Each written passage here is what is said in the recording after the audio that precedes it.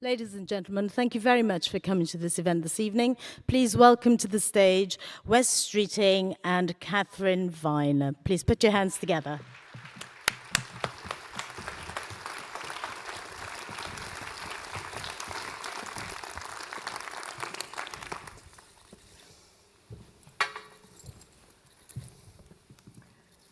Good afternoon, everyone. Great to see you, and great to see you, Wes. Thanks for joining us. Thanks for having me. I was a bit disappointed to say, I don't know if you've seen Politico this afternoon described you as the omnipresent Wes Streeting, and I thought we'd got a really hot ticket, but there you are, you're omnipresent, that's what they're calling you.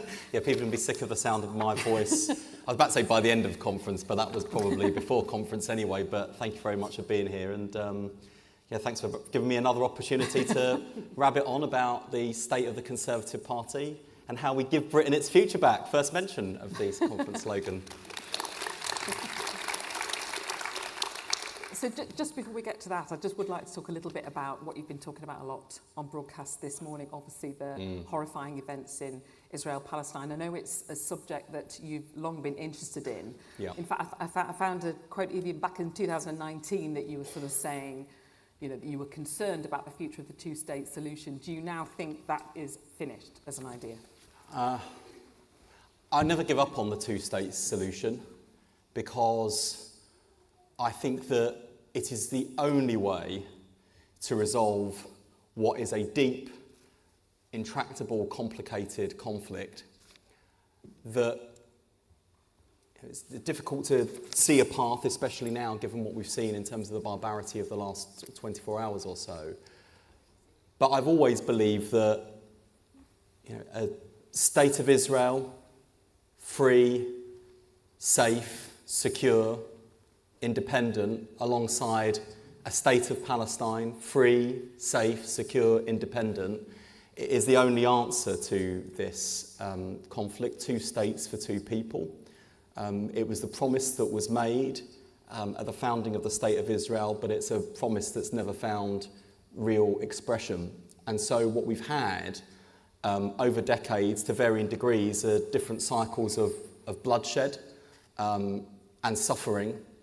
And I don't think that anyone has won for it on either side of the conflict. I've spent time over the last 20 years in both Israel and Palestine, with Israelis and Palestinians, and people from a broad range of perspectives. One of the things that's always given me hope, and I think particularly in a dark time like this, it's important to try and draw out some of the hope, is that for all of the ups and downs, from the brightest days to the very darkest days, and I think what we've seen in the last 24 hours is probably the darkest day of the history of the State of Israel.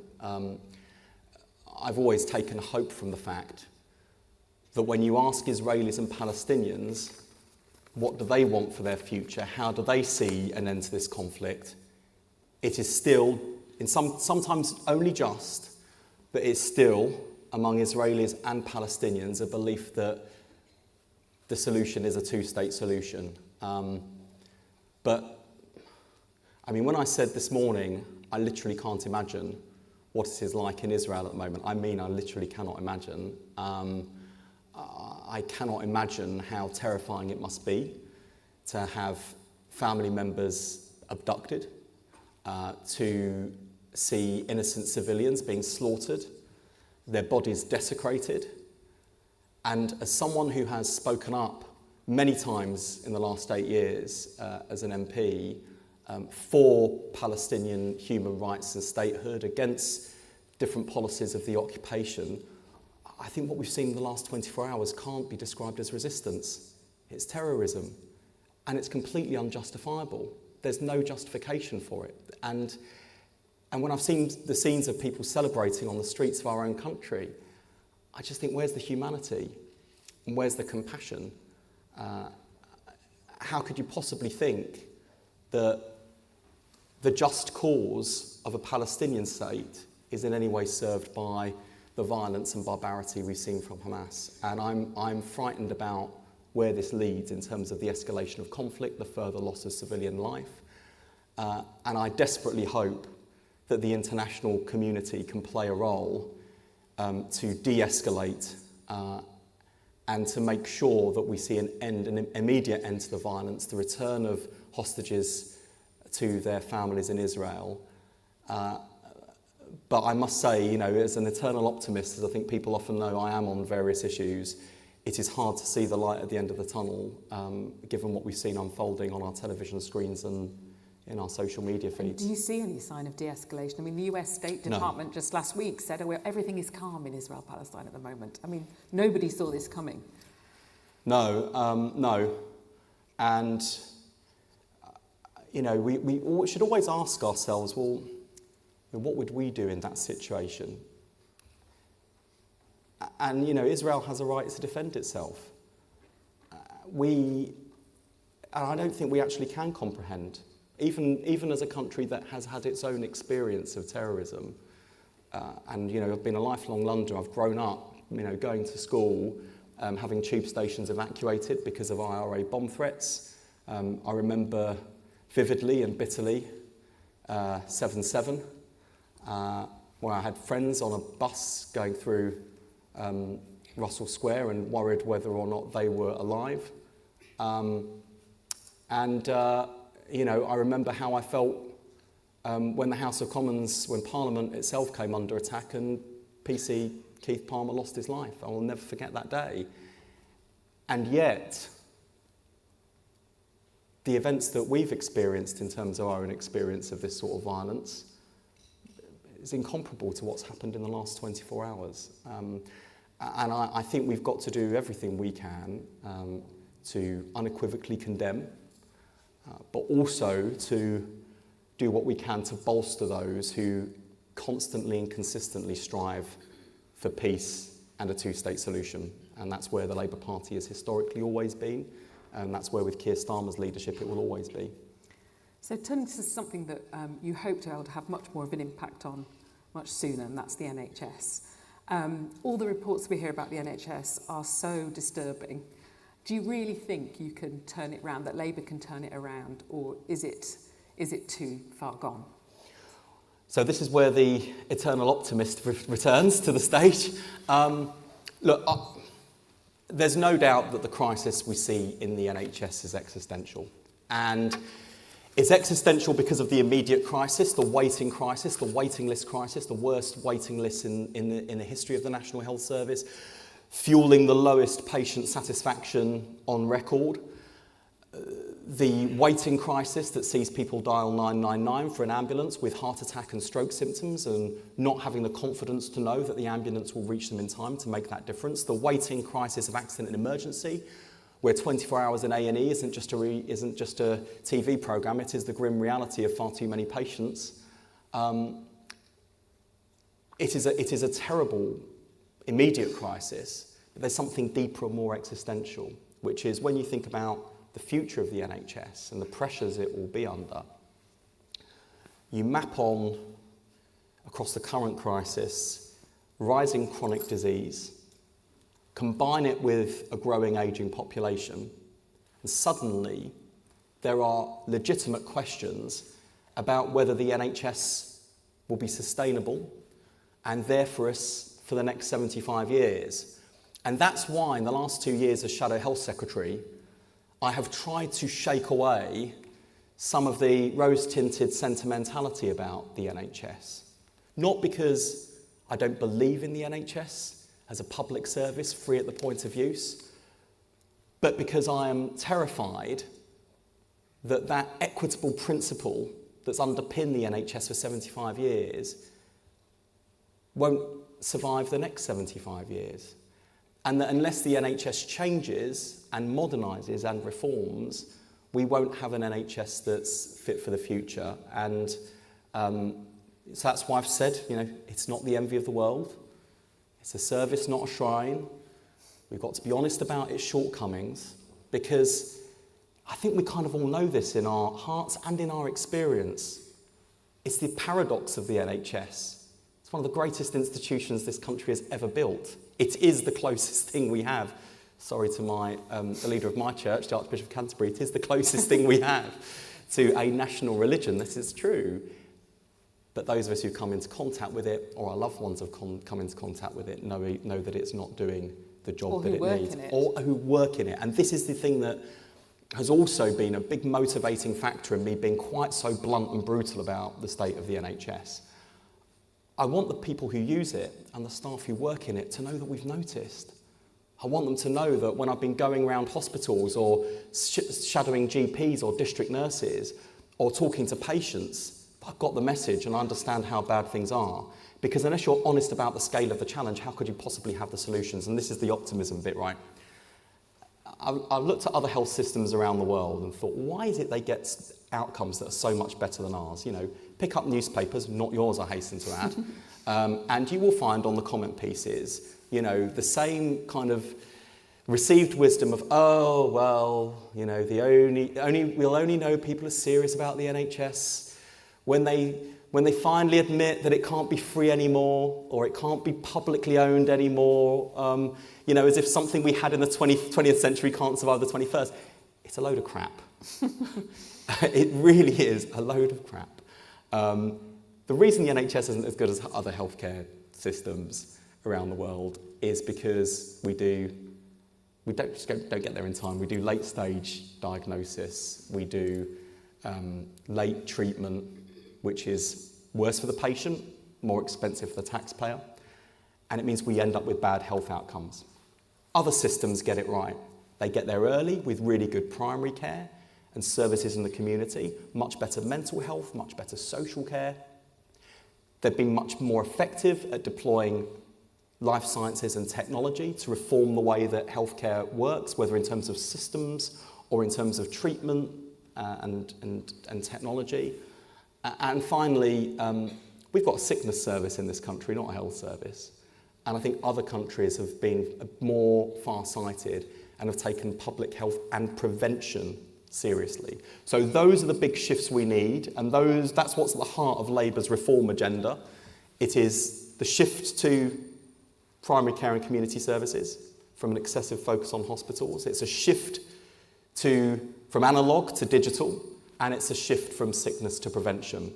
And if we grip the immediate crisis, we talk about the policies that Labour's been announcing already this conference, and if we take the right long-term decisions on reform over the next decade in health and in social care, then we will have an NHS that honours its founding principles and commitments, publicly funded, public service, free at the point of use, there for us when we need it, and thanks to Labour, an NHS that's fit for the future. So just on prevention though, I feel like all health ministers say prevention is essential and then it never seems to happen.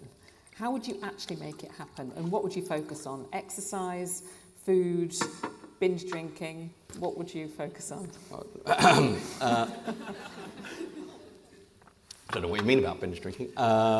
Thanks for that headline, by the way, Kath. So it's a fair challenge, by the way. I mean, in my defence, not on the binge drinking, in my defence, I don't think we're doing too bad a job already at putting prevention on the agenda. I mean, you know, 12 months ago, this government was asleep at the wheel as a generation of children were being addicted to nicotine. And the vaping industry, which presented itself as the sort of the angel of stop smoking services with this lovely new gadget that you can breathe in, much less harmful, they thought they were doing us a favour, and to an extent were, until they started marketing their vapes in brightly coloured packaging with flavours like bubblegum and rainbow joy and all whatever the other bizarre names these vapes have got, definitely not marketed at adults. And in doing so, they addicted a generation of children to nicotine. And we will not forgive or forget, because what I hear from teachers are children turning up to school distracted, showing all the signs of nicotine withdrawal in lessons, becoming irritable, head teachers having to lock toilets in schools because kids are going off and vaping. So until Labour put this on the agenda, the government wasn't moving. Now they're saying, oh, we're going to do a consultation. So what's the policy? Well, we will ban the marketing, the promotion, the sale of vapes to children, And if this government doesn't pull its finger out and get on with it ahead of the general election, we will come down on the vaping industry like a ton of bricks. They have been warned. It's banned completely in Australia, except on prescription for people who are addicted. So what about that? Well, it's tempting, isn't it? So clean up your act, or a Labour government will come down on you like a ton of bricks. That's the warning we set out. And then on smoking more generally, where Labour leads, it turns out Rishi Sunak follows. Last week in that extraordinary conference in Manchester, Rishi Sunak announced that he'd come up with this great idea that we will stop this generation of children from starting smoking at all by increasing the age of sale, the age at which people can buy year on year, by 1 year every year. So there's a generation of children that never start smoking. What a great idea. If only the New Zealand Labour government had thought of it first. And of course they did. And that's why back in January I said it's something we were also seriously looking at. So imitation's the highest form of flattery. And I've got some actually rare good news for Rishi Sunak. He's had a bit of a hard time recently, in case you haven't noticed. Rishi's so weak that he has had to commit to a free vote on stopping children from starting smoking because, I think Liz Truss had basically issued her press release during his speech. So, and of course Rishi's so weak he won't be able to stand up to Liz Truss and the cranks and the crackpots and conspiracy theorists that have taken over his party and are holding him hostage. So he's offered a free vote. Well, good news, Rishi, you don't need Liz. Labour's coming to your rescue. And in doing so, by whipping in favour, by the way, of stopping children from starting smoking, we will make it even less likely in this country that young people smoke, even less likely than voting Conservative.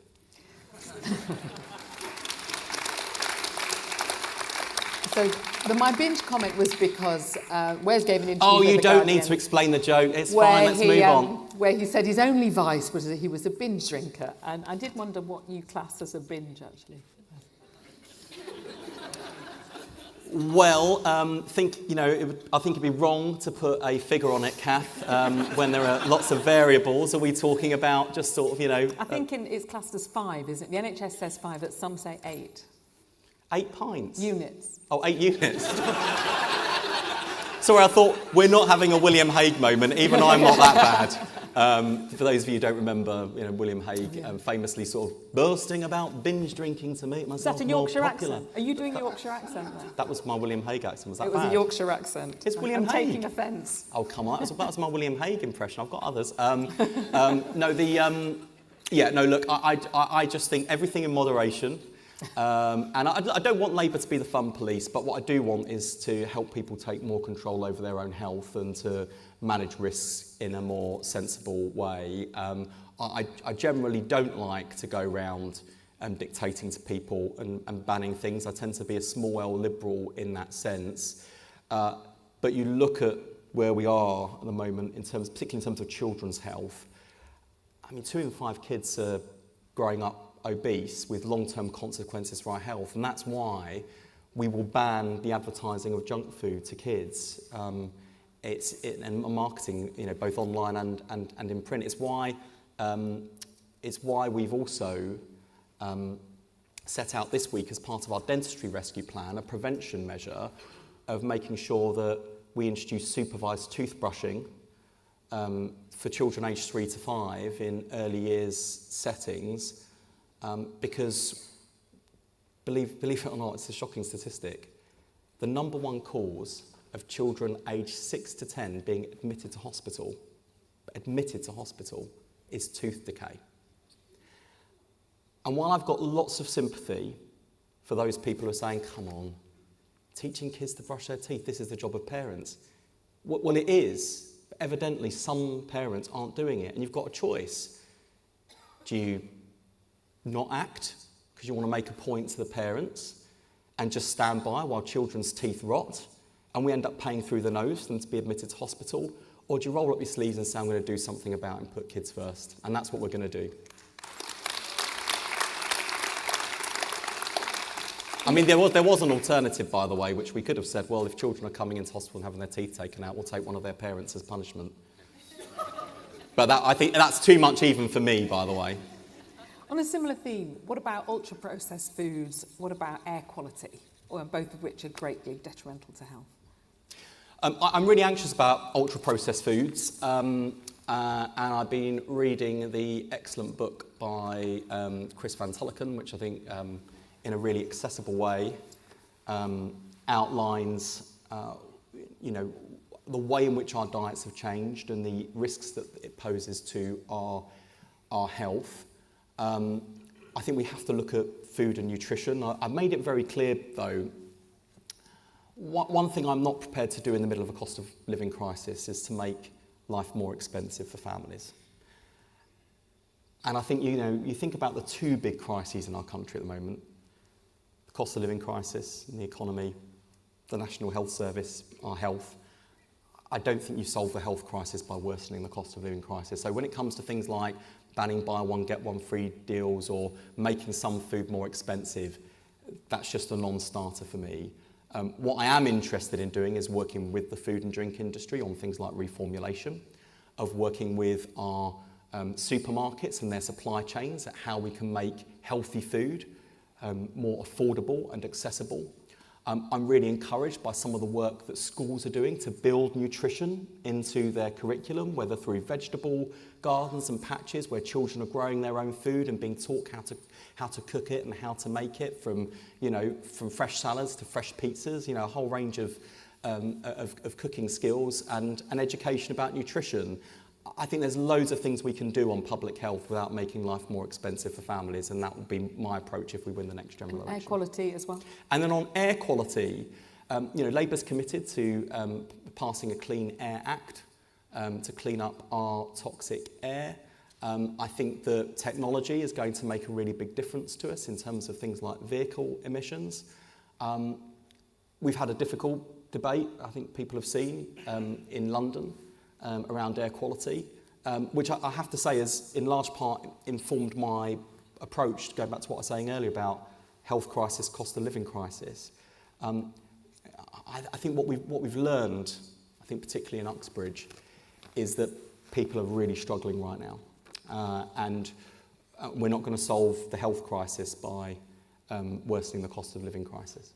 I guess the government could pay rather than individuals, right? I mean, they could, but politics is also about choices, and we've got to be honest. There isn't a great deal of money going around at the moment, and the challenge for the Labour Party has been to do two things simultaneously, and now equally important: is to provide hope to our country that things can get better, and reassurance that Labour's got a credible plan to deliver it that isn't going to make people's lives harder or more expensive.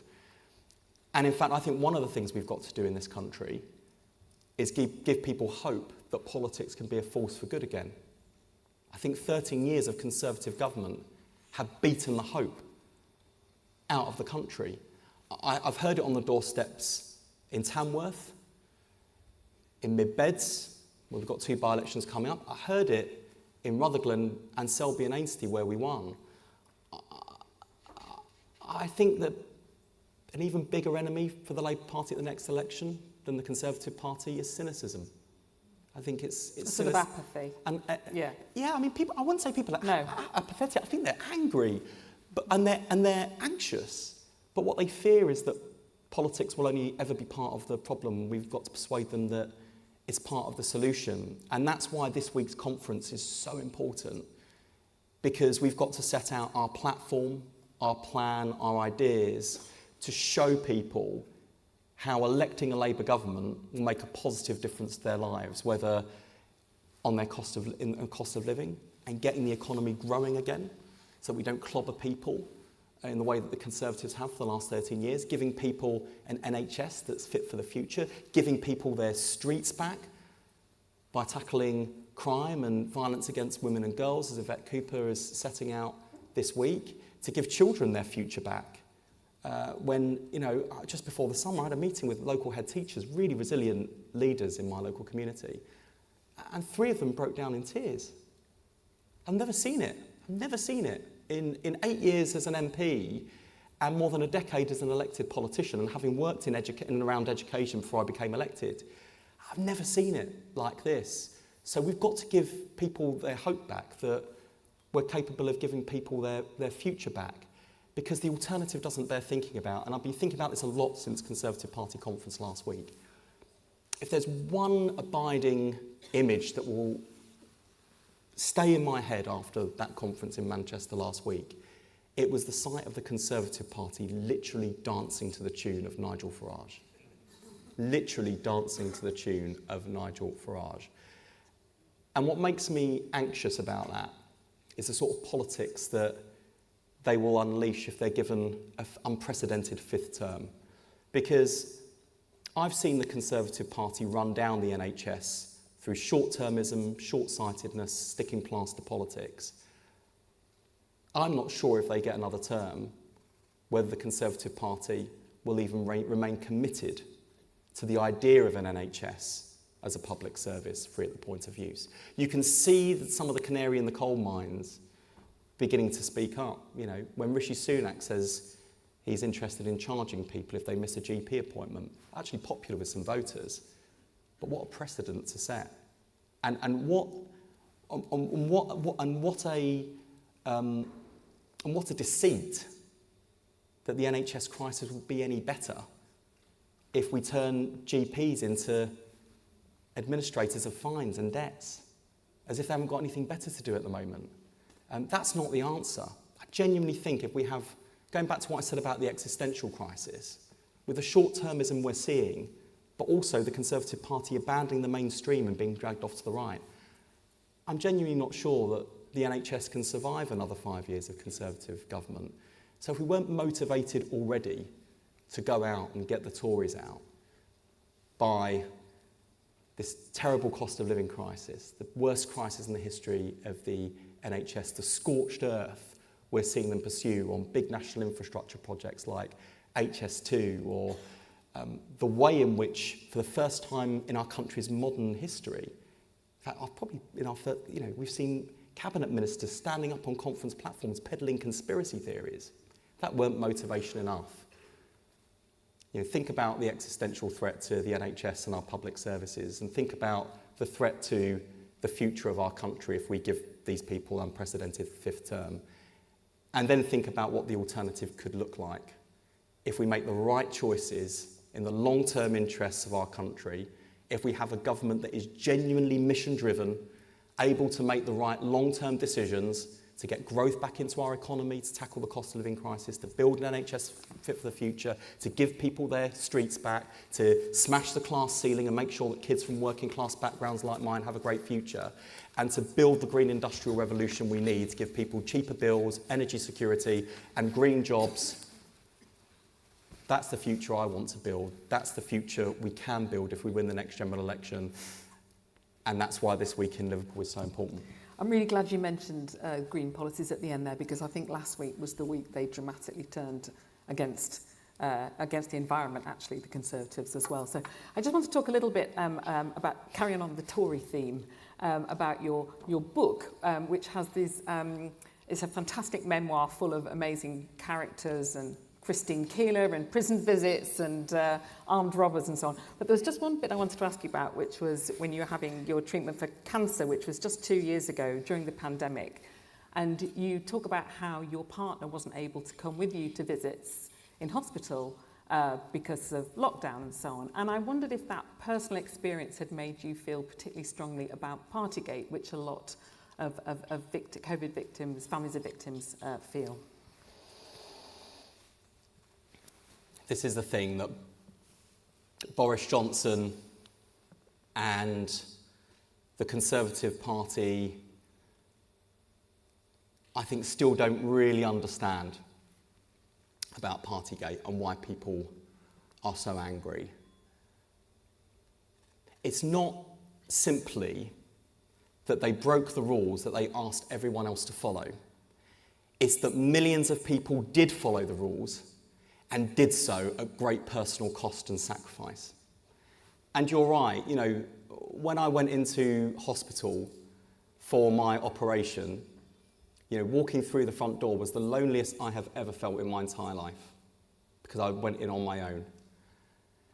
And yet that hardship was nothing compared to the people who missed the funerals of the people who died, who weren't there by the bedsides of their loved ones to say goodbye in hospital as their lives were slipping away, whose businesses went under, whose livelihoods were sacrificed, who missed out on joyful moments like weddings or christenings. People in this country did the right thing. They followed the rules because they were asked to. They followed the rules because they cared about people other than themselves. And to see people in positions of power breaking the rules, thinking that somehow they didn't apply to them, to do it in such a casual way, and then to lie about it and laugh about it, that was the kick in the gut. That was the kick in the teeth. And that's the thing they should never be forgiven for.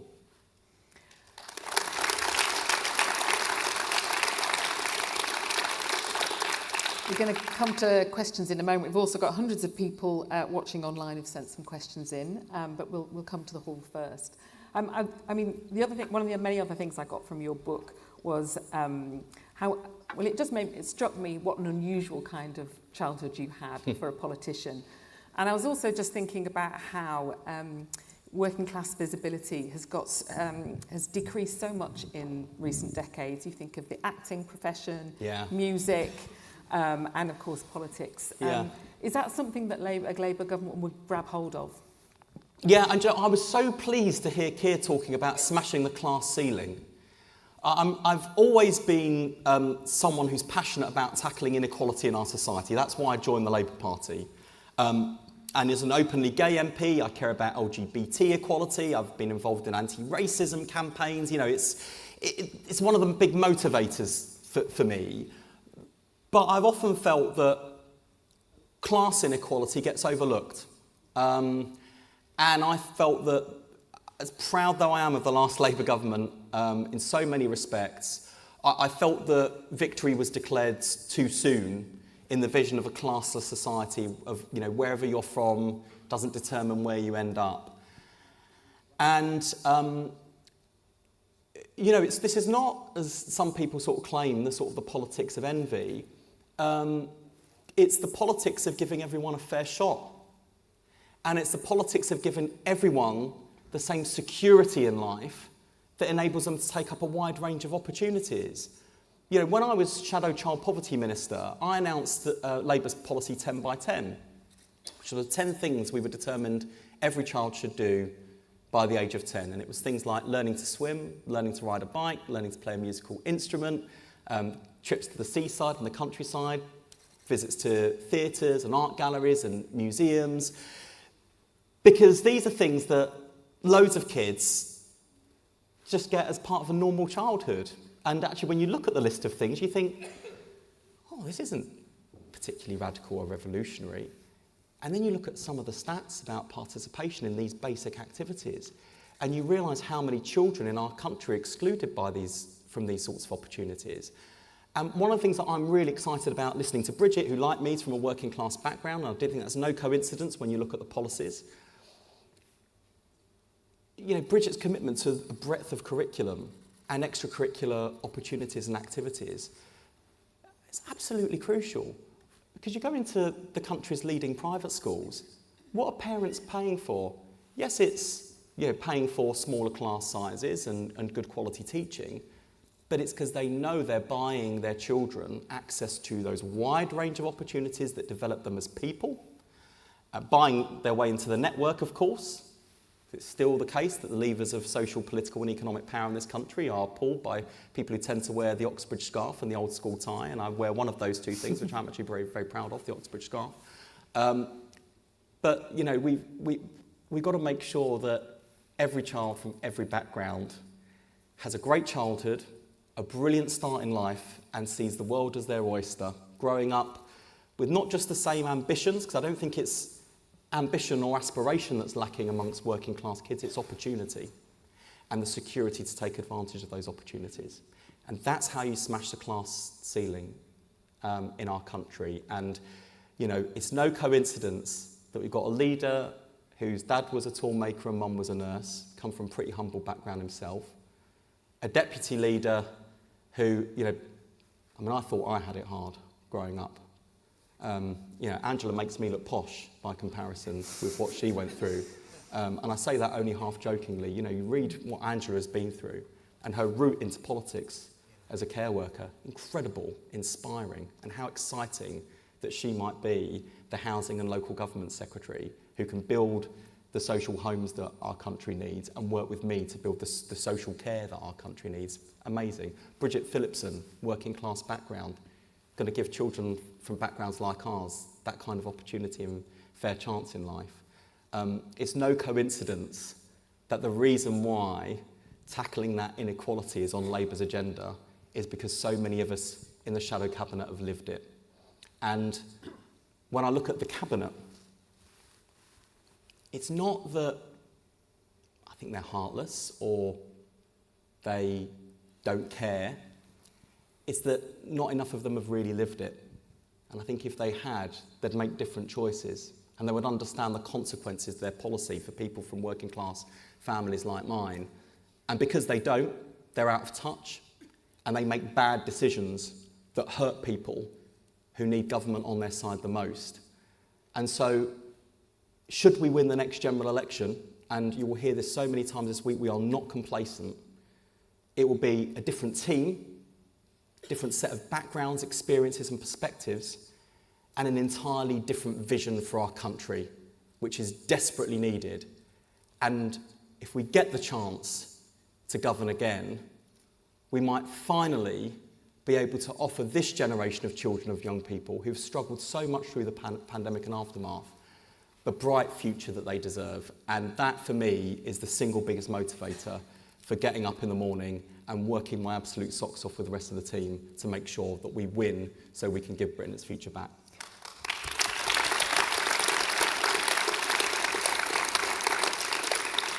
And just a slightly allied question, I wonder what your relationship is to the North as a Southerner?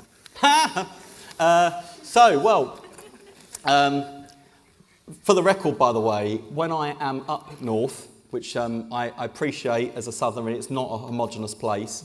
When I'm up north, I normally say I'm an Essex MP rather than a London MP because I've realised that everyone hates our capital city and the people who live in it.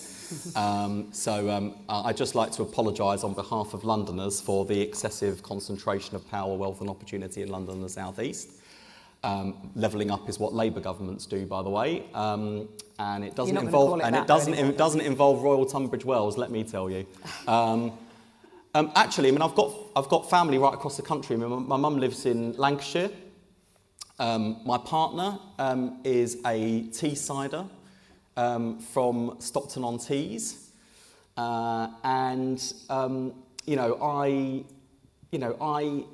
I love going around the country campaigning.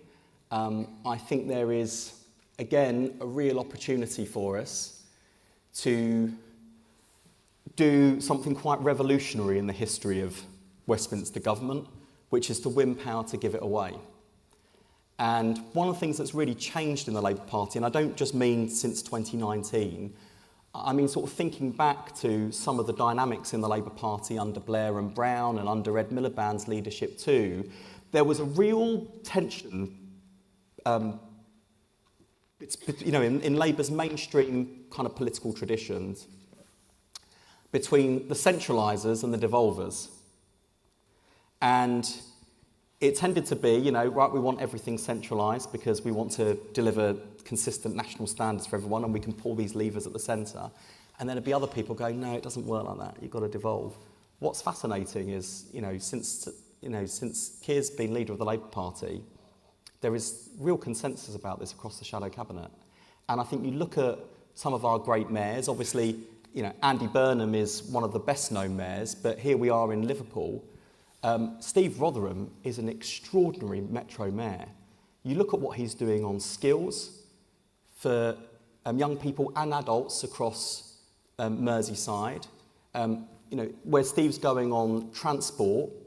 You look at just this city and the way it's been, changing over the years since I've been coming to Liverpool.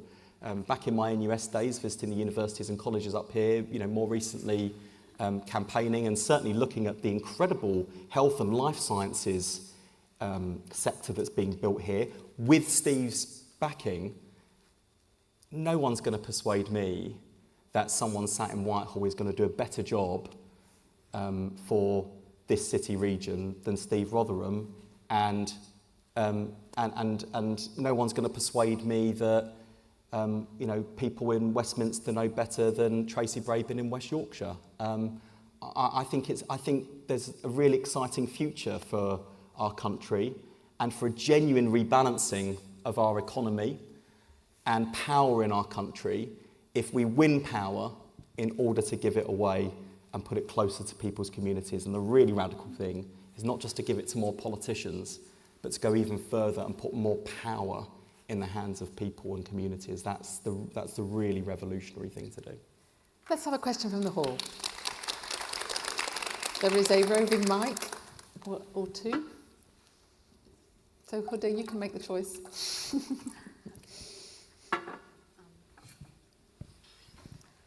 Thank you. I'm Clive Palmer. I'm a delegate from City of Chester, CLP, former resident of Ilford North. Hey! I'd just like to ask Wes what his thoughts and ideas are about addressing health inequalities for people with learning disabilities and autism. Particularly with reference to the fact there's a higher than average number of preventable deaths amongst people with learning disabilities and with autism. There's one study that suggested that 49% of deaths of learning disabled people were avoidable, compared with 22% in the general population. I wonder if you've got any thoughts or any specific ideas about how some of that might be tackled. That's a really great question. One of my nieces is autistic, something I feel very, very strongly about. And in my sister's case, she got my niece's diagnosis when she was 4, which, as I said to my sister, is incredible. I said, you have no idea what a big achievement it is for you to have got the diagnosis that soon, especially not just for someone, for a child age 4, but for a girl too. It's really hard to do. And when I think about my casework involving learning disabled people, children with special educational needs and disabilities, the recurring theme across every single case is how hard families are having to battle with public services. And actually, one of the things I touched on in the book, and one of the reasons why I am not rose-tinted and sentimental about public services, is I come from a family that has had to rely on public services when I was growing up, and it was not a universally positive experience, whether it was the dehumanising way my mum was treated by the old DSS, treated like scum at the bottom of their shoe, whether it was the way that, I'm afraid, even the midwives treated my mum when she was in childbirth because she was a teenage mum. I think they frankly looked down their nose at her. It breaks my heart that families who've already trying to manage the challenges that come with special educational needs and disabilities, particularly given society's prejudice and the way that we actively disable people's participation as a society, it breaks my heart they have the added stress and pressure of having to battle public services. Now, in defence of local councils and local NHS services, part of this is about a lack of workforce and more than a decade of cuts. So I think we've got to acknowledge that up front. But we've also got to change the culture of public services in some places, because I wish I could tell you that my family's experience in the 1980s has been consigned to history. I listen to my residents' experience of local housing officers sometimes, and it makes my blood boil. I sat in a room full of parents in floods of tears because of the battle they have, often with social services or trying to get an EHCP for their kids. It shouldn't be like this. Resources explains why they're not seen fast enough, why they're not diagnosed fast enough, why the support isn't put in place. But culture explains why they're treated badly. And we've got to address both. Great, thank you. Do we have a question from this side, Matt? You can choose. As long as it's a woman. Thank you. I'm Jenny Holmes. I work for mental health service for NHS professionals, and I know you've met our medical director, Claire Gerarda, because you look quite scared beside her on question time. My question Well, is... you've met Claire, you'll know why. I was within arm's reach, you could just clip me around the ear. We're quite scared of her too. I was a bit dismayed by Keir's announcement today that his answer to waiting lists is to ask NHS staff to work overtime. There's absolutely no shortage of well-paid overtime in the NHS at the minute, and Sunak's narrative is that NHS staff are to blame for waiting lists because of strike action. So I'm just a bit worried that Labour's narrative might become, NHS staff won't work overtime to sort the waiting lists. Well, I can definitely reassure you on that front. Firstly, on strikes, I think it is outrageous that rather than sitting around the table and negotiating with doctors to find a way through, treating them with respect and with the dignity that they deserve, the Prime Minister has literally left them out in the cold, and worse still, sought to scapegoat doctors for the crisis in the NHS, which has been 13 years in the making by policies imposed on the NHS by successive Conservative Prime Ministers and Health Secretaries.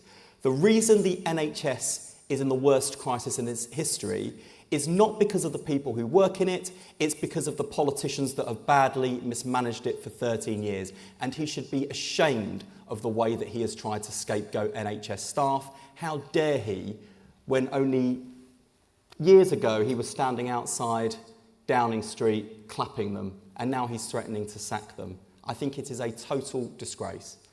The reason why we have announced this weekend Labour's plans to provide 2 million more appointments a year by doing evening and weekend shifts is because we're seeing in parts of the NHS this working effectively already.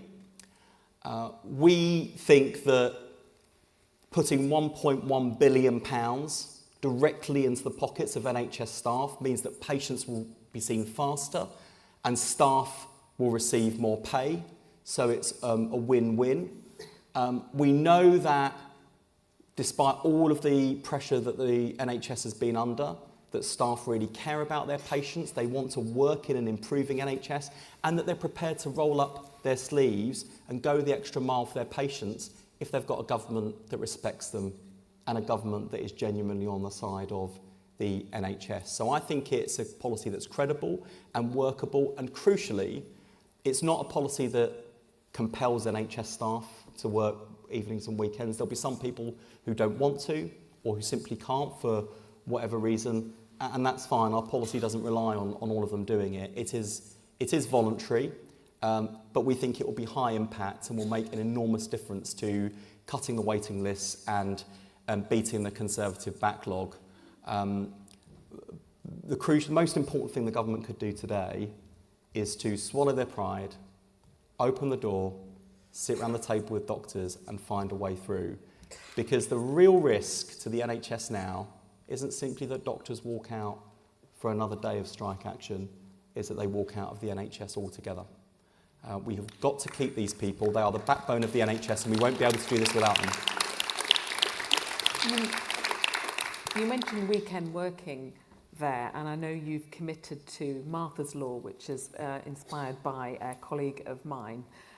This is the right to ask for a second opinion in hospital in sort of very serious cases.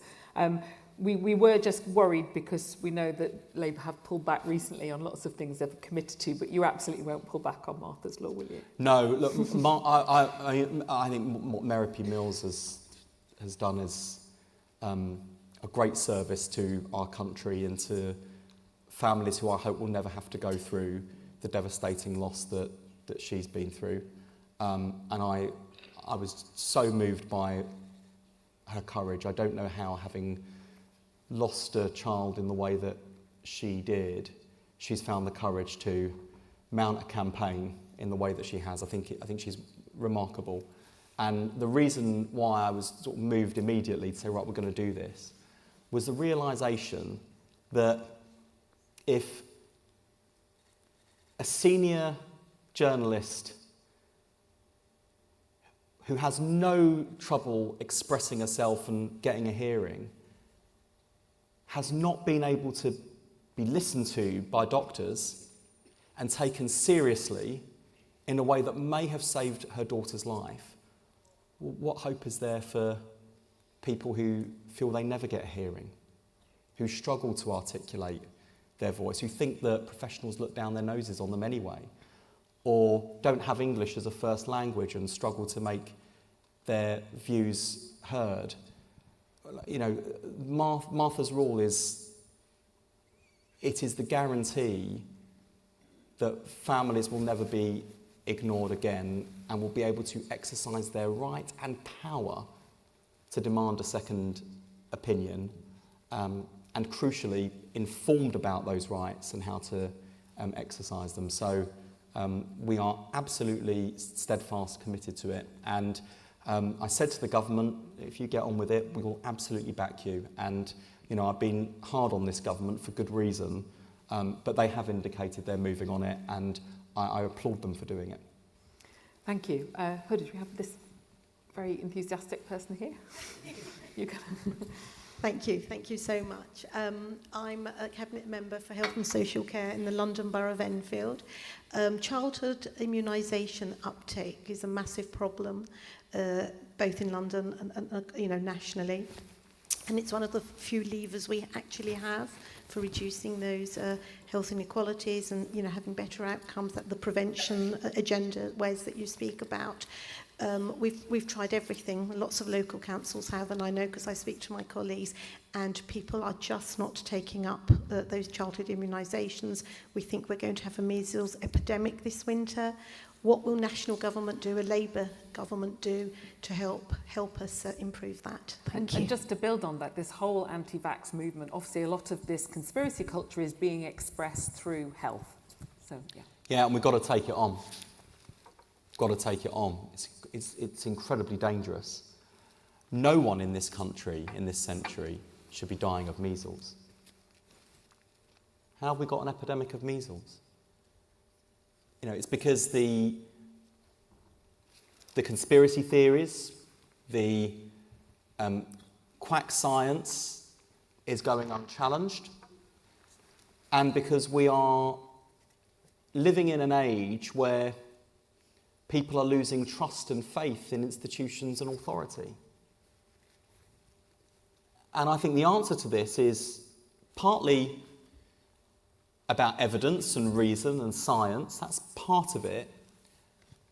But it's actually about building trust and relationships. And I think that the way in which we're going to have to tackle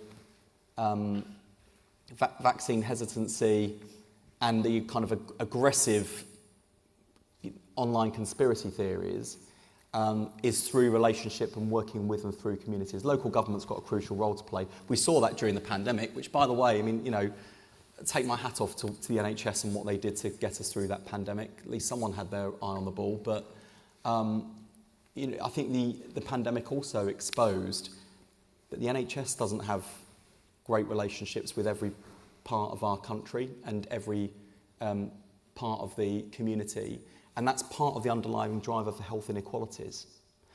Local government's much better.